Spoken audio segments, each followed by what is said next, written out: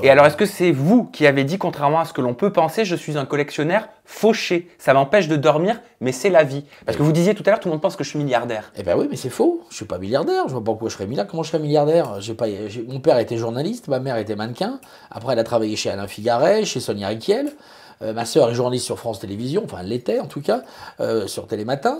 Moi je suis d'une famille, enfin, modeste, cadre moyen, voilà, sans plus. Comment voulez-vous que je sois riche? Non, j'ai simplement un œil. Comme vous êtes absolument, vous êtes un petit génie des réseaux. Et ben moi je suis un petit génie de l'objet d'art. C'est-à-dire qu'avec mon œil, j'arrive à trouver un objet qui peut valoir beaucoup d'argent et je le paye pas forcément très cher. Et donc je le garde et je l'expose dans une exposition. Puis un jour, quand je vois un autre objet encore plus beau, bah, je me dis, comme j'ai pas d'argent, bah, je vais le vendre. Et je le vends à une estimation normale, et puis souvent ça se vend super bien. Et voilà, c'est comme ça que j'ai fait, entre guillemets, que j'ai pu acheter mes objets. En achetant, et puis en travaillant beaucoup, et puis surtout en faisant du troc avec des copains.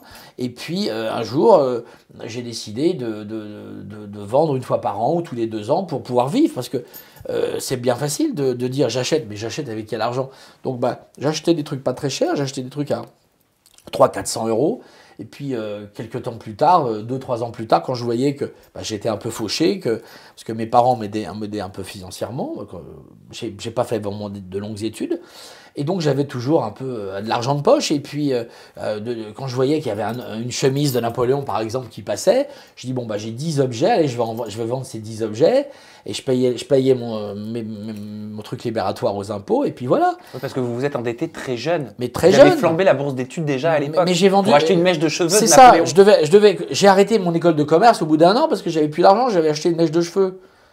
Bon, et j'ai fait toute ma vie, c'est ça. Mais le palais Vivienne, il vous a mis dans le rouge. Quand vous dites j'ai été fauché, est-ce que c'est à cause du palais Vivienne, de ce super palais Vivienne que vous avez acheté en 2015? Mais je vois pas comment je pourrais être pas fauché quand on achète un truc à ce prix-là. Enfin, c'est normal. 6 millions d'euros, c'est ça? Oui, dans ces eaux-là. Enfin, peut-être un peu, ouais, grosso modo.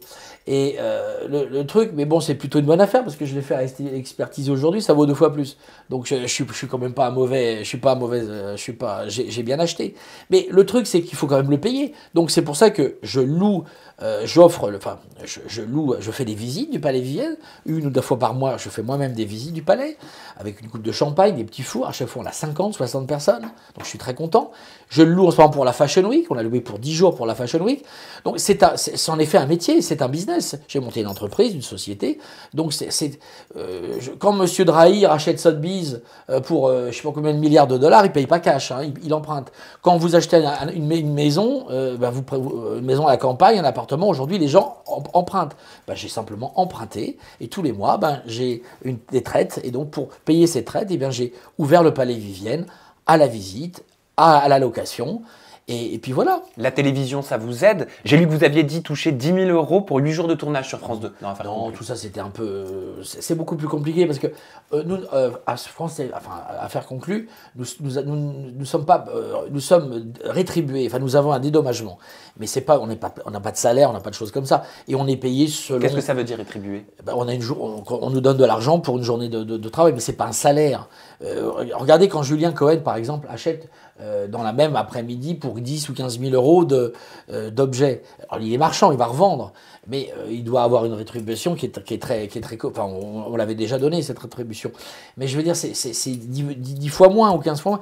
Donc on n'est pas des animateurs, on n'est pas payé comme animateur sur ce truc. Est-ce que vous dépensez plus que ce que vous ne gagnez sur France 2? Bien entendu, totalement. C'est pour ça que je fais très attention à ce que j'achète, parce que moi je suis pas marchand. Mes collègues, enfin les personnes qui sont autour de moi, achètent, mais revendent. Moi je suis pas marchand, je suis collectionneur. Donc ça veut dire que vous achetez pour vous? J'achète uniquement pour moi, et les objets je les garde à la maison. Ils restent chez moi. Alors là, récemment, parce que j'en avais tellement, et puis il faut bien trouver un peu de sous, j'ai décidé d'en remettre en vente aux enchères. Et je l'ai remis en vente, j'ai perdu 30%. Donc je veux dire, faut pas croire que c'est des affaires tout le temps bien conclues. Est-ce que c'est une bonne affaire pour vous, France 2, et affaires conclues? C'est une très bonne affaire médiatique, mais pas une affaire financière. Non, c'est une affaire, France 2, enfin France Télévisions, j'adore. Ça m'a permis de faire connaître mon personnage au grand public. Donc ça c'est génial, mais je ne peux pas dire que ce soit, j'ai pas fait fortune, non pas du tout, c'est pas ça. On fait pas la télévision sur France Télévisions, je suis pas sur TF1 ou M6. C'est le pouvoir public, c'est normal, c'est les contribuables, donc on est payé tout à fait. Oui, il paraît que vous allez avoir des primes, que votre image va être de plus en plus développée sur France 2. Oui, c'est pour ça. Écoutez, des primes on les fait déjà. Oui, il y en a déjà, mais au Palais Vivienne. Alors là, on a un projet qui est en train d'avancer. C'est étonnant parce que plus j'avance dans les mois et dans les semaines, ce projet que j'avais lancé au départ pour Cyril Hanouna, parce que j'avais proposé à H2O de faire ce truc.